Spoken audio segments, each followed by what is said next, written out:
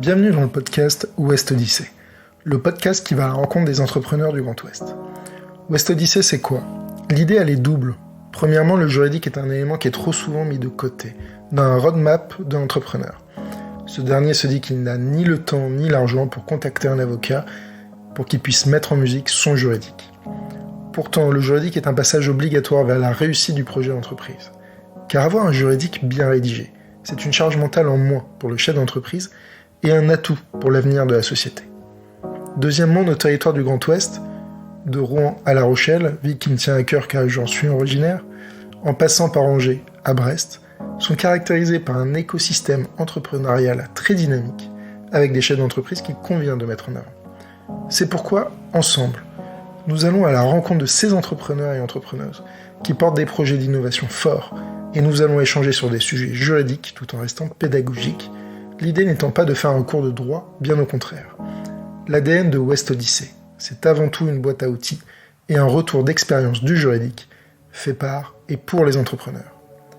Je suis Louis Pinet, avocat inscrit au barreau de Nantes, et j'essaye de dépoussiérer la profession d'avocat, souvent perçue enfermée dans sa tour d'ivoire, en allant au contact de ces entrepreneurs du Grand Ouest. Car je me définis aussi comme un avocat entrepreneur. J'accompagne les entrepreneurs dans le cadre de leur développement pour maximiser leur réussite. Alors je vous souhaite une excellente odyssée. Et aujourd'hui, pour ce premier épisode, Paul Foutrel, cofondateur de Grimp, société basée à Vannes, et nous sommes aujourd'hui dans leurs locaux chez Novapus à Nantes. Donc Paul, écoute, merci beaucoup d'être là. Salut Louis, merci pour l'invitation. Alors, présente-nous ta société, présente-nous ton produit, le produit SaaS, ton marché, depuis quand ta société est créée. Alors, je sais que tu as ton cofondateur aussi. Présente-nous aussi vos rôles, vos différents rôles, en fait, en tant que dirigeant de cette société. Et puis tout le contexte, du coup, de Grimp. Ouais, carrément. Alors, du coup, effectivement, on a lancé ce projet avec un ami d'enfance, Yann, un ami breton comme moi. Et on l'a appelé Grimp, ça vient du mot grimper, comme grimper en haut de la montagne. Et on l'a appelé Grimp, pourquoi ? Parce qu'on aide les candidats à mieux postuler, mieux candidater. Et on pense que c'est une vraie ascension. Du coup, on a créé un logiciel qui permet à tous d'organiser ses candidatures efficacement dans un tableau de bord, son réseau de contacts et d'entreprises. Donc ça, c'est un peu la version accessible pour tous, qu'on a appelée la Grimp Academy, du coup, parce qu'on pense qu'il y a des vraies compétences derrière le fait de bien postuler, bien candidater. Et pour vivre, parce qu'il faut vivre quand on est entrepreneur et quand on monte une boîte, on a créé une version pour les écoles qu'on a appelée Grimp for Schools, du coup. Et on a la chance de travailler avec une douzaine d'écoles. Et en fait, l'avantage pour une école, c'est de pouvoir effectivement mieux accompagner les jeunes vers l'alternance, vers le stage, mieux les superviser, éventuellement aussi leur proposer des offres d'emploi. Donc c'est une solution en marque blanche, c'est-à-dire qu'on peut l'habiller à l'image de l'école. Et voilà, c'est une belle aventure. Ça fait 1 an qu'on a lancé la boîte. Et peut-être pour me présenter rapidement, Louis, du coup, moi, j'ai eu la chance de travailler 3 ans en start-up entre Paris et les États-Unis, où on avait un modèle de distribution à Miami. Et on proposait comme un logiciel avec les meilleurs contenus du web pour les équipes formation, pour la montée en compétences des collaborateurs. Et moi, j'ai vraiment pris goût, du coup, à toute cette aventure de déploiement de logiciels, de rencontres de partenaires. Et ça s'appelait Edflex, hein, voilà. C'était ça la boîte dans laquelle je bossais. Donc la première boîte. Exactement. Ouais. Et puis par mimétisme, en fait, un jour, je me suis dit, tiens, plutôt qu'accompagner mon équipe commerciale avec un CRM pour gérer ses opportunités de vente, ses partenariats, pourquoi pas le faire avec les candidats. Et puis voilà, on a fait le grand saut avec mon associé. Moi, j'étais en Espagne quand le Covid est arrivé. Je suis parti en Espagne parce que j'adore faire du surf et puis on pouvait télétravailler. Donc entre la Bretagne et Paris ou l'Espagne et Paris, ça se faisait bien aussi en avion. Ouais, non, mais c'est des belles contrées quand même. L'Espagne. Et puis du coup, mon ami Yann, associé, du coup maintenant m'avait rejoint. Du coup, c'était en janvier 2021 en Espagne pour amorcer Grimp, amorcer le projet, et puis on avait créé notre première version en no-code nous-mêmes. Ouais, alors c'est ça. En fait, quel a été votre déclic en fait pour créer votre société ? À quel moment tu t'es dit allez, maintenant je me lance. Et puis, alors évidemment, c'est aussi le côté j'ai besoin d'une structure pour facturer les premiers clients. Ouais. Mais à quel moment vous vous êtes dit tous les deux, vous vous êtes appelés, vous vous êtes vus et vous vous êtes dit bon, là on a un vrai sujet, on a une vraie idée, et on pense que ça va marcher. Et puis en plus, c'est une idée qui est magnifique, c'est-à-dire qu'il y a une idée qui est vraiment dans l'air du temps, RSE, social, accompagner les jeunes pour qu'ils aient de l'emploi. On est en plein dedans. Hein, Même les moins jeunes, ça marche aussi. Mais... oui, aussi pour les moins jeunes, c'est important aussi. On va pas oublier les aînés. Mais du coup, voilà, c'était quoi ce déclic? Et puis j'imagine que vous vous rappelez toujours de ce moment où vous vous êtes dit, allez, on y va, quoi. Ouais. Alors en fait, moi, ça fait un petit moment que je suis dans la tech au sens large, dans les startups, dans tout cet écosystème, parce que j'ai eu la chance de finir mon école à San Francisco sur un parcours étudiant-entrepreneur. J'avais essayé de lancer une première boîte et c'était une super aventure avec mon ancien coéquipier là. Et puis en rentrant de San Francisco, il nous manquait des clients. Hein.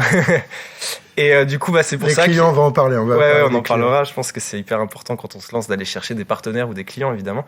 Et puis, effectivement, le déclic, si je dois revenir sur ta question, le déclic est arrivé quand, du coup, j'étais en poste dans mon ancienne boîte et le Covid, la crise sanitaire est survenue. Et puis, c'est vrai que je me suis dit, le monde de l'emploi est un peu bousculé. Je voyais beaucoup de CV passer sur LinkedIn, aidez-moi, beaucoup de gens en chômage partiel. Moi, c'était tout l'inverse puisqu'on on proposait un logiciel de formation et digital. Donc, du coup, on avait beaucoup d'équipes formation qui devaient passer du présentiel vers du distanciel grâce à un peu notre solution. Donc, tu étais déjà aussi dans l'emploi, en fait, dans la formation continue. T'as toujours eu cette expérience-là Ouais, parce que les compétences des salariés, le lifelong learning, comme on le dit en anglais, moi, c'est quelque chose auquel je crois beaucoup parce qu'on se forme tous tout au long de notre carrière, tout au long de notre vie, un peu par soi-même aussi. Et vu qu'on proposait une solution avec les meilleures ressources du web, c'était pertinent pour moi. Et effectivement, quand le Covid est arrivé, je voyais beaucoup de personnes en difficulté. Et puis, moi, j'avais, je pense, développé cette compétence de pouvoir accompagner une équipe commerciale vers de nouveaux partenariats. Et puis je me suis dit, tiens, comment est-ce que je peux avoir de l'impact, aider les candidats? Et en parallèle de mon job, finalement, j'ai commencé à prototyper un petit tableau de bord pour organiser ces candidatures, un peu comme on le fait dans un logiciel qu'on appelle CRM. Et je pense que ça a été le déclic de me dire, au-delà de travailler pour ma boîte, c'est aussi comment je peux avoir un peu d'impact sur le monde qui m'entoure avec mes compétences un peu naturel de pouvoir tester des choses, faire des prototypes, parce que ma première boîte, c'était un chatbot que j'avais fait, je l'avais prototypé, mais c'était il y a 5 ans, on parlait peut-être pas trop de no code à l'époque, on avait fait ça un peu en algorithme nous-mêmes, sans développer. Et puis effectivement, après, ce qui était super, c'est que dans mon ancienne boîte, Clément, le fondateur et CEO, m'a accompagné vers ce projet, il m'a dit « Ok Paul, c'est une bonne idée, on va t'accompagner vers du coup le lancement de ce projet. À toi de bien terminer l'année avec nous. » Et puis j'en ai parlé à mon ami Yann. Je me souviens, j'étais sur une aire d'autoroute entre Paris ou la Bretagne et l'Espagne, puisque j'avais trouvé un appart là-bas quand la crise sanitaire est arrivée. Et on s'est dit, vas-y, on avait toujours plein d'idées, on passait du temps au téléphone. C'était un peu Yann était à Montréal, donc c'était un peu mon pote que je pouvais appeler à minuit quand j'avais des insomnies parce qu'il y a un décalage horaire, tu vois.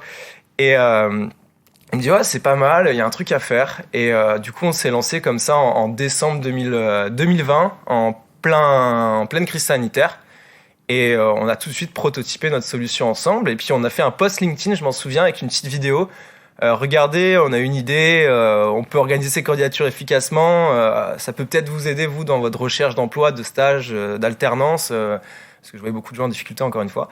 Et puis, on s'est dit avec Yann qu'on allait tout quitter. Donc, il a quitté son job à Montréal, il m'a rejoint en Espagne. Moi, j'ai négocié ma rupture conventionnelle avec mon ancienne équipe. Et puis, tout de suite, on a essayé d'avoir notre petit impact, même à distance, tu vois, parce qu'on proposait, du coup, à tout le monde de tester la solution.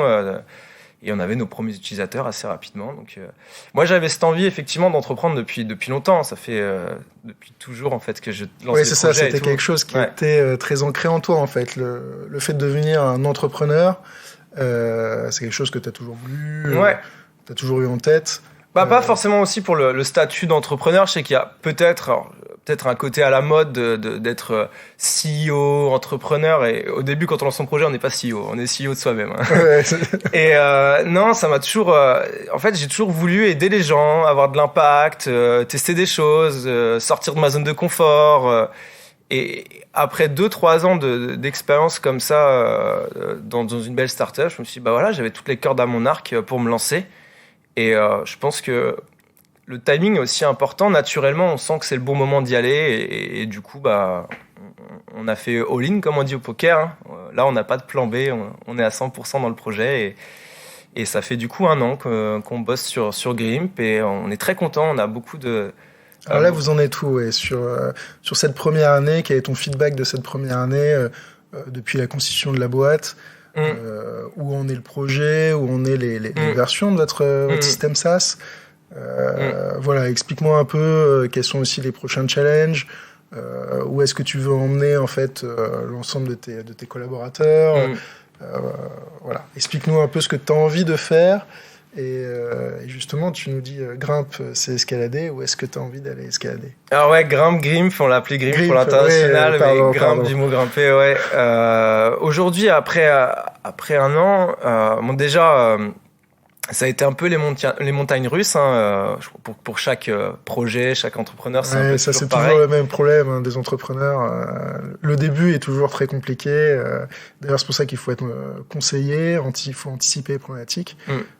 Mais vas-y. Ouais, du coup, bah là, où est-ce qu'on en est? Donc, on a bossé à 2 juste pendant 5-6 mois. Le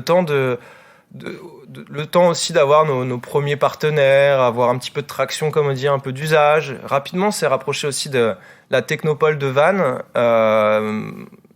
là où habitent mes parents, très concrètement.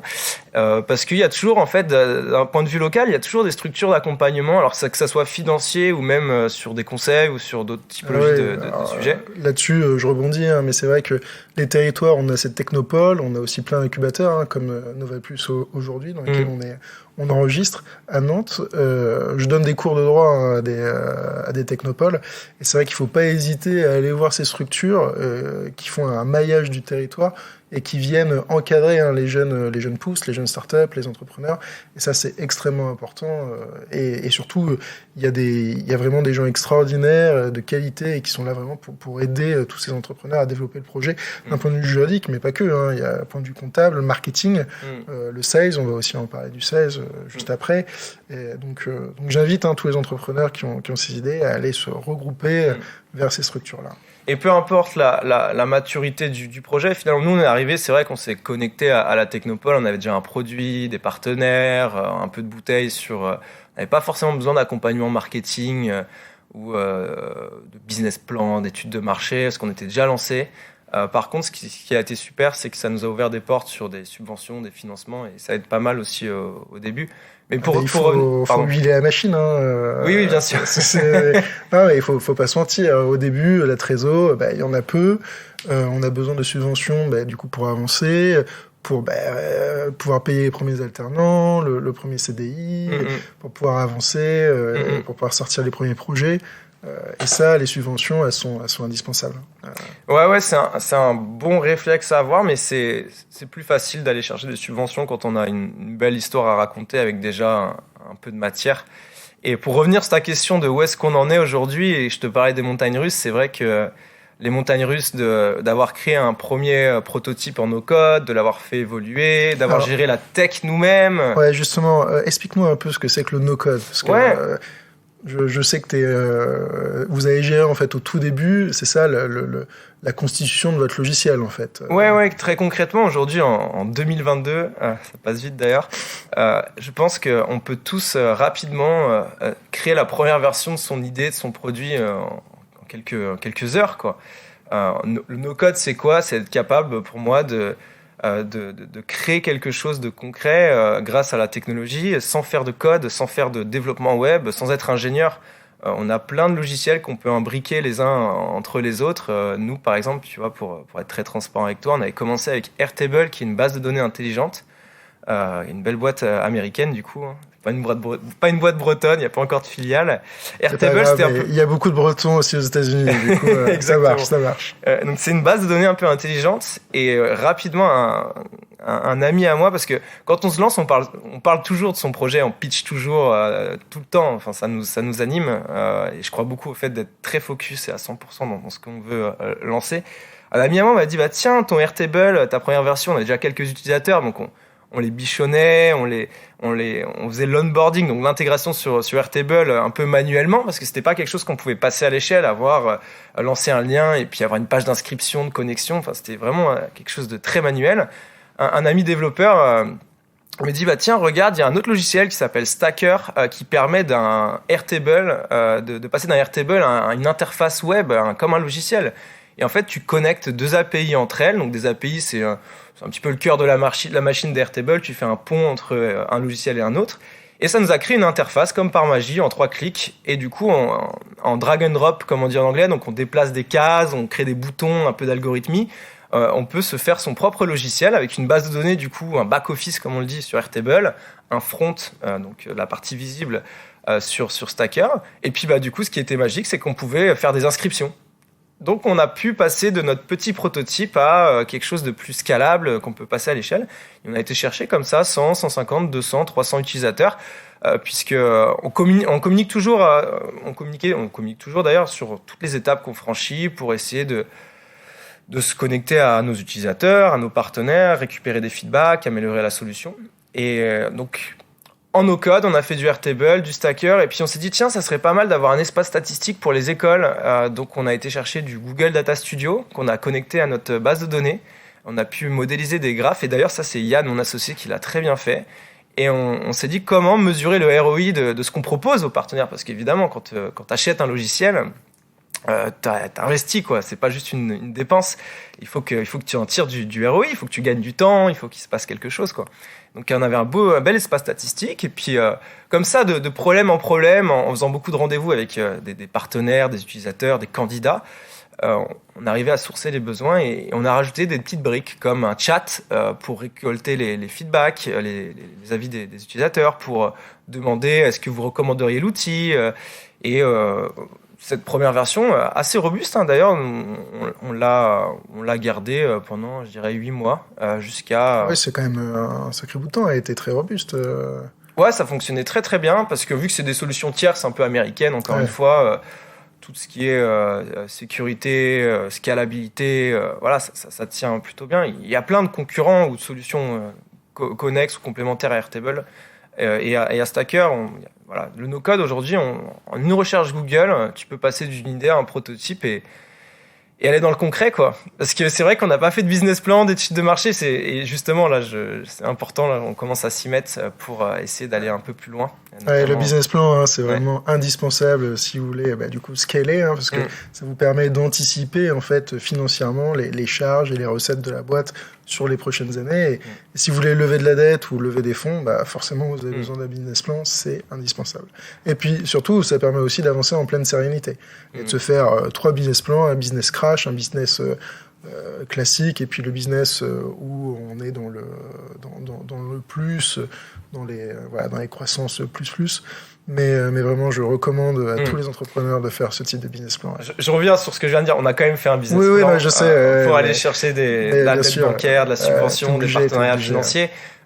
Et c'est vrai que je l'ai délégué, entre guillemets, parce que je l'ai quand même porté, on l'a co-construit avec une boîte qui s'appelle 3i Financement, et qui accompagne très très bien les entrepreneurs sur le business plan, la recherche de subventions, la recherche de prêts bancaires. Mais bon, voilà, je l'ai quand même co-construit avec eux, bien porté. Mais initialement, pour lancer le prototype, on n'a pas fait de business plan. On a dit, tiens, il y a peut-être une douleur, il y a des gens en difficulté, il y a des candidats qui postulent 200 fois sans faire de relance, qui postulent plusieurs fois la même offre. Tout de suite, on tombe amoureux de ce problème. On imagine une solution, et puis après, effectivement, vient la partie peut-être un peu plus stratégie, et je pense... La partie un peu plus administrative, en fait. Mais du coup, c'est très beau, c'est une idée qui est magnifique. Aider les jeunes à vouloir à trouver des emplois, en fait. Et ça, c'est très RSE, finalement. Ouais, il y a ce... Je rebondis sur ce que tu dis, ouais, Oui, je pense que oui, c'est là notre raison d'être, de se dire tiens, on veut faciliter l'accès à l'emploi pour tous parce qu'il y a un vrai truc à faire, effectivement. Et on pense que bien postuler, c'est déjà bien s'organiser. Et il y a une démarche aussi, effectivement, RSE. Et on va peut-être pouvoir aller sur les sujets un peu juridiques, mais on est en train de réfléchir à devenir entreprise à mission parce que de faciliter l'accès à l'emploi pour tous, ce qui serait génial. En plus, ça serait des emplois, des stages, des alternances sur des choses peut-être en lien avec la transition énergétique, des métiers en tension, des choses qui impactent un peu la planète, le territoire, etc. Donc je pense qu'il y a une petite verticale RSE qui se dessine, effectivement. Alors pour nos auditeurs, hein, la société à mission, c'est vraiment un label qui permet de dire que la société a une raison d'être, il y a un comité de mission à l'intérieur de la société qui est créé et qui vient du coup avancer sur ces sujets et il a été créé en partie pour ça. Donc ce label est un label très important qui a été mis en place depuis 2019. Il va très certainement y avoir une réforme qui va arriver dans les prochaines années pour réformer du coup les conditions d'accès, notamment de sanctions quand on respecte pas les conditions de ce label. Mais à cette émission, c'est un très très beau sujet, et c'est une très bonne chose. Il faut trouver sa bonne raison d'être. Et je pense que Grimp l'a trouvé. Et ça, c'est très intéressant. Il faut la formaliser. Alors, il faut la formaliser. Il y a un peu d'administratif. Mais c'est pas très compliqué. C'est pas très compliqué. Ok, super. Alors, et puis du coup aussi, vous avez lancé la version 2. Oui, bah du coup, que j'ai eu l'occasion de voir, ouais. Et qui est vraiment superbe. Elle est hyper claire. Enfin, tu as eu l'occasion de me la montrer, et c'est vraiment très agréable. L'interface est vraiment géniale. Et quand je l'ai vu, je me suis dit, mais sincèrement, si j'avais été étudiant, enfin à l'époque où j'avais été étudiant, et si j'avais eu ta solution, enfin ça m'aurait aidé de manière extrêmement importante pour trouver des stages. Et puis potentiellement aussi des emplois, parce qu'un stage peut amener du coup un emploi si on se fait recruter derrière. Donc très très belle. Merci du feedback, et effectivement on est passé du coup d'une solution no code où on a mis là maintenant un peu de budget sur un peu de ressources sur quelque chose de plus qui va nous permettre de passer en fait à l'étape suivante, de rajouter de nouvelles fonctionnalités. On a recruté des développeurs, voilà, on a une nouvelle version qui est dans l'air du temps parce qu'on utilise des technos assez innovantes. On est sur JavaScript ou des choses comme ça, sur React. Et puis on a une base de données encore plus robuste. D'un point de vue sécurité, c'est aussi encore plus solide.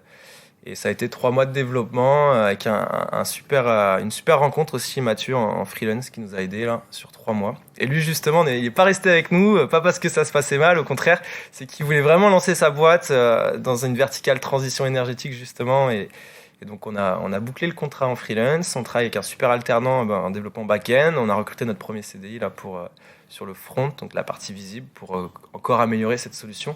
Et on est toujours très, très au contact de nos écoles partenaires, de nos utilisateurs pour améliorer tout ça. Et merci du feedback. C'est vrai que au-delà de trouver des offres, c'est vraiment un outil organisationnel qui permet d'y voir plus clair, d'être plus efficient dans sa recherche. En tout cas, c'est un vrai CRM, en fait. C'est le CRM du candidat, c'est aussi le CRM de l'école pour la partie insertion professionnelle.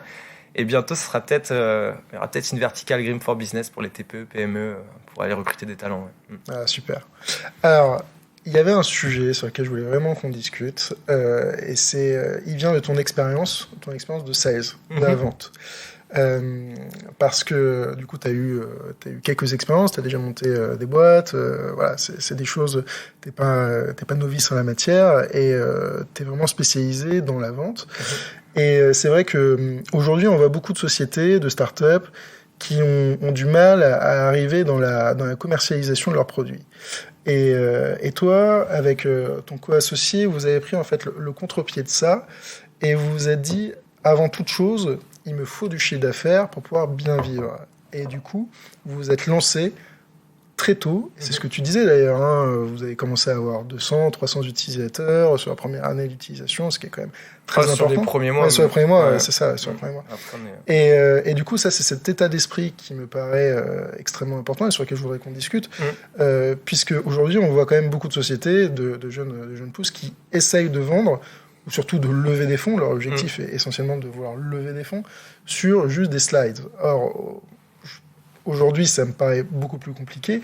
Et toi, du coup, t'as voulu dire, ben non, évidemment que j'ai un projet, je veux peut-être lever des fonds ou faire un développement sur fonds propres. Enfin, ça, après, ça fait partie du développement classique des sociétés. Mais avant toute chose, j'ai un état d'esprit, c'est celui de créer du chiffre d'affaires et d'aller développer le client, d'aller chercher le client, d'avoir une méthode de commercialisation importante. Et ça, pour moi, c'est important. C'est important parce que, du coup, tout simplement, ça rejoint aussi le domaine juridique. Domaine juridique, pourquoi ? Parce qu'il te sera toujours beaucoup plus facile de trouver un investisseur, de lever des fonds, et du coup, de faire une opération d'augmentation de capital, etc.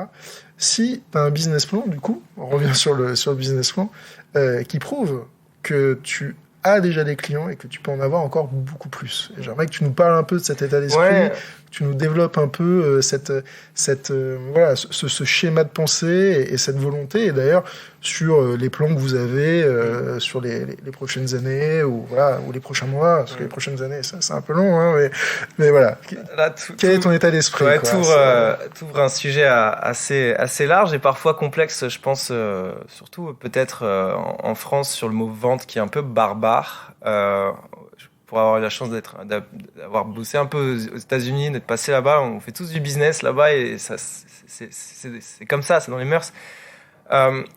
Moi, le rapport que j'ai à la vente, au-delà d'essayer de vendre à tout prix notre solution, c'est d'abord aider les gens. Et je suis vachement sur les fondamentaux de la vente, sur les relations humaines. C'est le déclic que j'ai eu aussi parce que ma première boîte, il nous manquait des clients. Et grâce à mon ancienne expérience, c'est vrai que du coup, j'avais mis en place beaucoup de partenariats avec pas mal de grands comptes. Et je me suis dit, tiens, c'est génial, on a un impact de dingue dans une société quand on ramène du chiffre d'affaires. Et puis, c'est pas forcément aller piquer de l'argent. Une belle vente, c'est gagnant-gagnant. Finalement, le partenaire se retrouve avec un potentiel ROI, il y a peut-être plus un rapport d'investissement que de coûts-dépenses. Et rapidement, avec Yann, effectivement, on s'est dit, au-delà d'essayer de lever des fonds, on s'est dit, tiens, il nous faut une preuve de concept. Une preuve de concept, c'est quoi quand on est entrepreneur ? C'est d'avoir des clients, pour moi. Et de ramener un peu de chiffre d'affaires, ça nous permet de payer les outils. Ça nous permet aussi, du coup, d'aller voir la BPI, d'aller voir des partenaires financiers avec un peu de matière et de construire ce business plan qu'on a quand même fait, encore une fois, au bon moment. Mais on avait déjà vendu, on avait déjà noué pas mal de partenariats. Et pour moi, c'est de l'oxygène, en fait, d'aller chercher du chiffre d'affaires pour une entreprise. Parce qu'on a une belle charge mentale en tant qu'entrepreneur, surtout quand on commence à grossir. Et on n'est pas encore très gros. Tu vois, on est 6 dans l'équipe, mais il y a pas mal de sujets. Et de faire du chiffre d'affaires, ça nous responsabilise, ça nous donne vraiment un état d'esprit de « Ok, on travaille pour des clients, même si ce sont des partenaires clients, on travaille pour eux. » quoi. Et ça crée une dynamique d'équipe qui est assez puissante. Et moi, je crois beaucoup en ça, en cette capacité le premier commercial de sa boîte, finalement, c'est le fondateur, le CEO, et il faut aller chercher des clients le plus tôt possible. Et rapidement, nous, on s'est dit, tiens, comment est-ce qu'on peut aider les écoles, quoi ? Comment est-ce qu'on peut aider les écoles ? Au-delà de se dire comment est-ce qu'on peut aller récupérer de l'argent, tiens, si on aide les gens, on a toujours une récompense, finalement. Et puis, naturellement, on a mis en place un modèle économique sur un format d'abonnement avec un accompagnement au démarrage. Et on l'a co-construit avec nos partenaires. Et on l'a validé ensemble. Et on le challenge tous les mois. Et on le valide encore ensemble avec nos partenaires. L'idée, c'est que ça soit gagnant-gagnant. Et j'ai la chance de travailler de temps en temps, de faire un peu de mission comme ça, de service dans une école de vente qui s'appelle YouMind School et maintenant à Kimbo. Et c'est des belles rencontres, en fait, de pouvoir discuter ensemble des méthodes de vente, comment est-ce qu'on va chercher des partenaires. Et au-delà d'utiliser toutes ces techniques qu'on voit sur le web, on envoie des séquences de 400 emails, on fait du scrapping d'adresses email. Un peu d'aide autour de soi, un peu de culot, un peu d'audace. On essaie d'aider les gens et puis une fois qu'on a un premier client, on en fait une belle histoire et puis ça attire un deuxième, un troisième et puis on monte un modèle de partenariat. Et je parle beaucoup de partenariat plus que de clients. Je trouve que c'est mieux d'être positionné en tant que partenaire plus qu'en tant que fournisseur, tu vois. Et non, c'est hyper important, c'est un peu le sang de l'entreprise de faire du chiffre d'affaires. Et puis c'est plus facile, les portes s'ouvrent quand on arrive devant une banque. On est allé chercher un peu de dette bancaire au début, auprès de BNP et Crédit Mutuel. On a même réussi à avoir 12 mois de différé sur le remboursement, c'est plutôt cool. Mais ça, on l'a eu pourquoi ? Parce que je sais pas si c'est une victoire, mais si, c'est une victoire parce que ça vous permet d'avoir un peu d'air en fait au début. Et on sait que aujourd'hui, et je rebondis aussi sur le fait de cette charge mentale de l'entrepreneur. Aujourd'hui, vous avez, ça fait 1 an que la boîte a été montée. Du coup, la boîte a quand même est jeune. Et là, vous êtes avec ton cofondateur en fait dans la machine à laver en fait. Là, on est dedans quoi. Vous êtes dedans, c'est ça. Du coup, vous avez plein de sujets à traiter. Ça doit être du coup le RH puisque vous avez recruté vos premiers développeurs.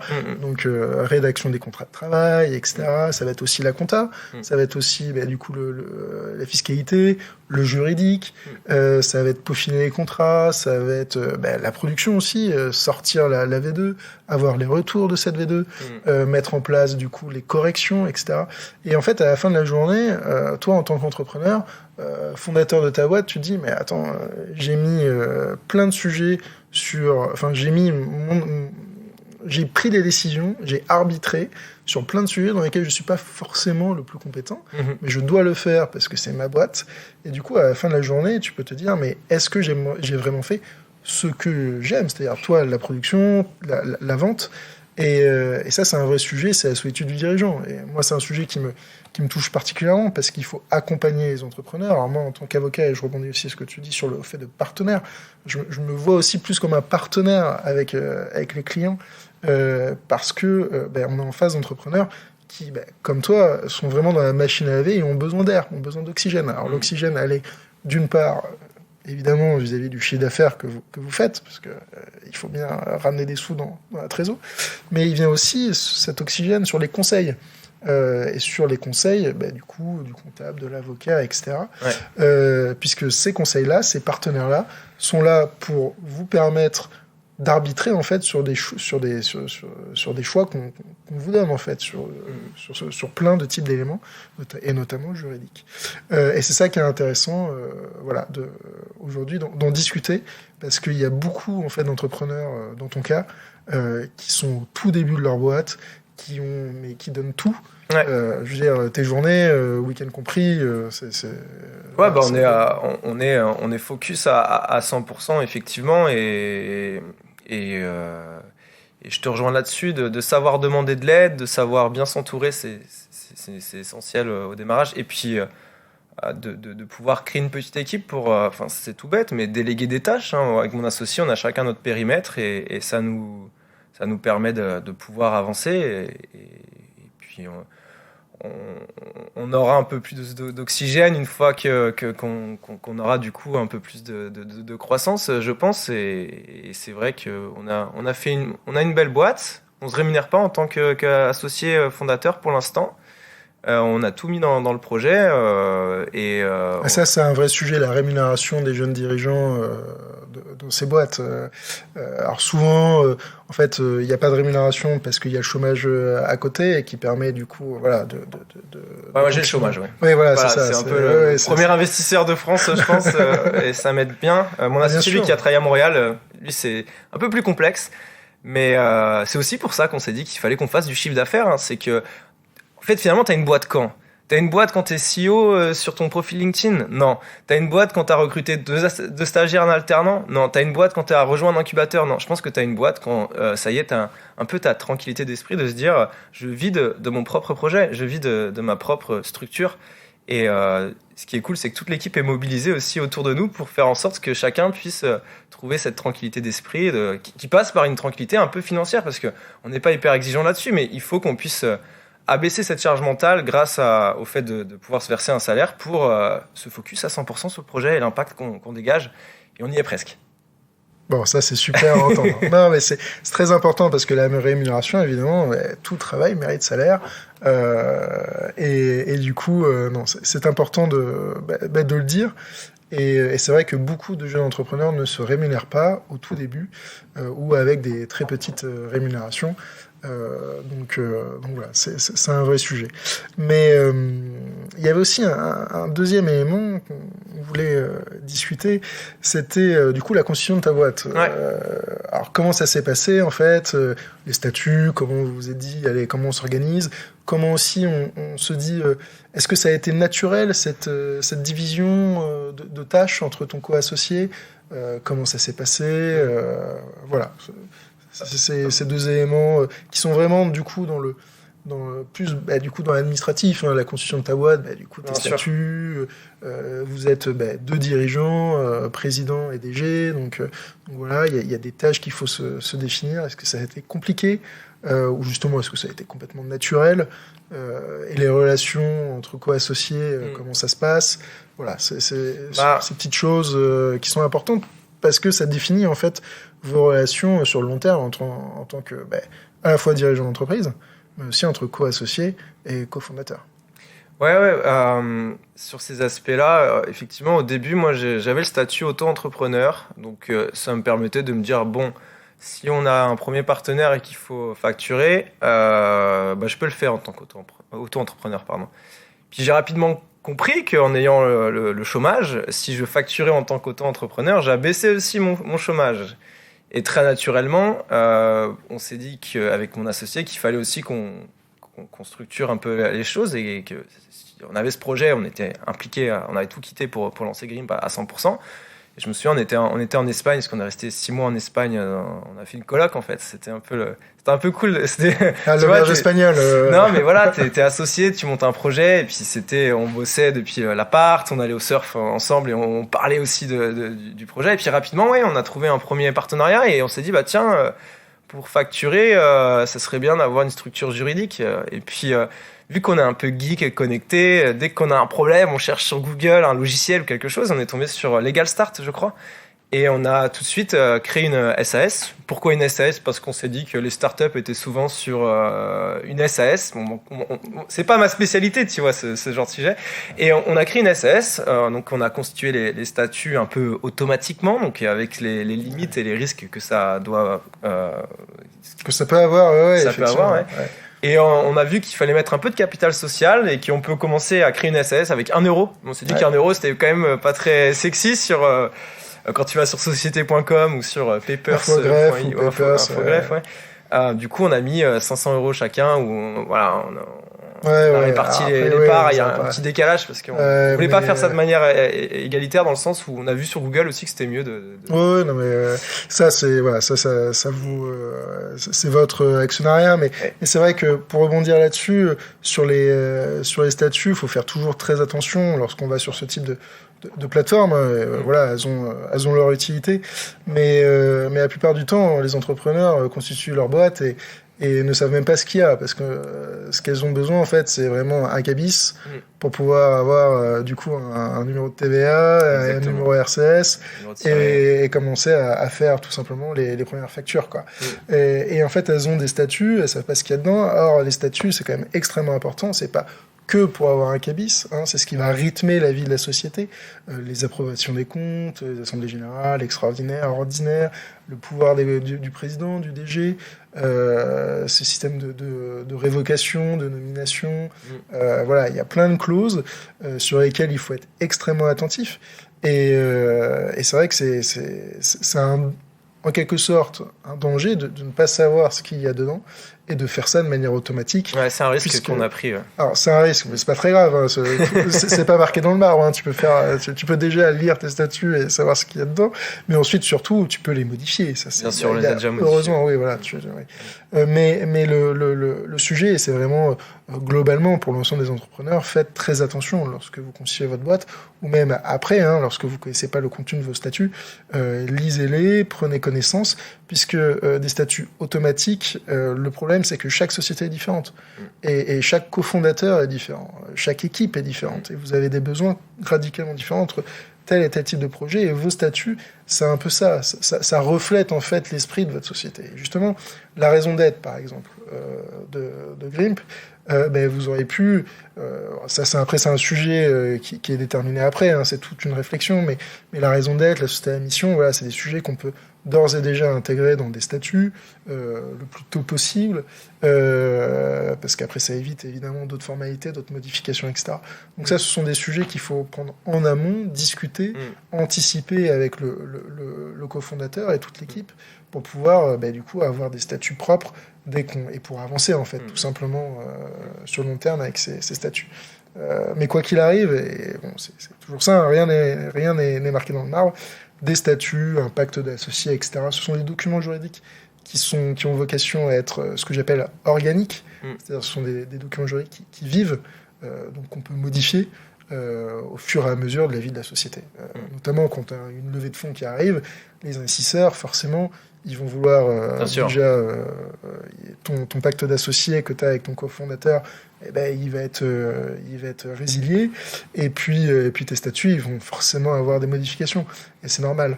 Mais du coup, c'est juste un exemple parmi d'autres pour dire que ces documents-là vont être modifiés, ils peuvent être modifiés en fonction des besoins et de la vie de la société, mais du coup, c'est très important de commencer sur des bonnes bases, et puis de connaître le contenu et de bien faire ses assemblées générales, de respecter des convocations. Voilà. Donc ça, c'est vraiment un message général. J'apprends plein de choses là. C'est vrai que par souci de... Je pense ce qui est important, c'est aussi de mettre de la vélocité dans un projet, parce que je vois beaucoup des fois d'entrepreneurs passer 8 mois sur une idée, à tester des choses de manière pas suffisamment concrète. Et nous, dans un enjeu de vélocité, c'est vrai qu'on l'a fait rapidement avec une solution en ligne qu'on a challengé derrière, hein, finalement. Et ces statuts-là, on va encore une fois les revoir. Et on est toujours dans une phase d'apprentissage parce qu'on a tous nos spécialités. Alors moi, j'étais assez à l'aise sur le prototyping, sur le logiciel, sur aller chercher des partenaires, des utilisateurs, un peu de com, de marketing. Par contre, sur la partie juridique, administrative, effectivement, c'est un sujet du coup que j'apprends petit à petit, et je trouve ça du coup formidable d'avoir ce genre d'astuce. Non, mais ça fait le podcast est évidemment tourné là-dessus, sur l'expérience, rebondir sur l'expérience des entrepreneurs du Grand Ouest, pour justement faire ce que j'appelle du juridique opérationnel, c'est-à-dire vraiment discuter des cas concrets et de cette expérience que toi tu peux avoir en tant qu'entrepreneur dans cette boîte. Et ce qui est d'autant plus intéressant aussi chez toi, c'est que tu as une véritable expérience avant d'avoir monté ta boîte. Cette expérience de sales, de la vente, alors je sais que tu n'aimes pas trop le terme de vente, mais de commercialisation, et tu as une vraie vision de ta société, et ça c'est important. Mais c'est vrai que voilà, le juridique, malheureusement, sur la roadmap de développement d'une startup, c'est souvent mis de côté pour des questions de temps, de budget, et pourtant c'est un sujet qui devrait être plus mis en avant, parce que ça permet du coup de sécuriser les relations juridiques à la fois entre les co-associés, mais aussi sur du coup les contrats clients, tout simplement, contrats fournisseurs, les CGV, les CGU, tous ces actes qui font que juridiquement on peut avancer sereinement. Et ça, c'est très important à avoir. Et c'est du coup une véritable pédagogie à faire sur ces entrepreneurs, ces jeunes entrepreneurs, et pas que jeunes, hein. Il y a aussi des entrepreneurs qui ont de la bouteille, qui encore aujourd'hui se prennent, ont des problématiques juridiques, et on est là pour y répondre. Mais du coup, c'est vraiment un travail de pédagogie et de rebondir sur ces expériences. Donc voilà, ça c'est très très important. Je vois que le temps défile. Alors, il y a un sujet aussi, du coup, comme tu es breton au grand cœur. C'est vrai qu'on s'est rencontrés la première fois autour d'une bière. C'est vrai. Oui, c'est une très bonne bière à Nantes. Alors, breton au grand cœur, avec du coup cette dichotomie entre la Bretagne et puis aussi la Loire-Atlantique, avec ses bureaux à Nantes. C'est une question que je vais poser à l'ensemble des entrepreneurs qui vont passer dans ce podcast. C'est une question qui est importante, parce que du coup, moi, je viens de La Rochelle, je travaille à Nantes, j'ai des clients un peu partout dans le Grand Ouest, et ce sont des territoires que j'affectionne particulièrement, et il est du coup important pour moi d'aller à la rencontre de ces entrepreneurs. Et voilà, la question que j'aimerais te poser et que je poserai à tout le monde, c'est quel est l'atout en fait d'entreprendre dans l'Ouest, dans le Grand Ouest? Ouais. Qu'est-ce qui différencie un entrepreneur en fait dans le Grand Ouest? Alors évidemment, voilà, tout le monde est différent, hein, mais quel est pour toi cet avantage d'entreprendre dans nos territoires? C'est vrai que pour avoir bossé du coup à Paris, un peu aux États-Unis, quand on repart de zéro avec son petit projet, on va naturellement essayer de se connecter un peu à son réseau proche. Et puis, on avait cette envie d'avoir de l'impact, et déjà d'avoir de l'impact sur le territoire de sa région, d'où on vient. Ça nous permet déjà de faire des choses assez intéressantes. Comme je te disais tout à l'heure, d'aller chercher des partenaires sur le territoire, il y a peut-être moins aussi de concurrence, les gens ont peut-être un peu plus le temps, sont peut-être moins sous l'eau qu'à Paris ou dans les grandes villes.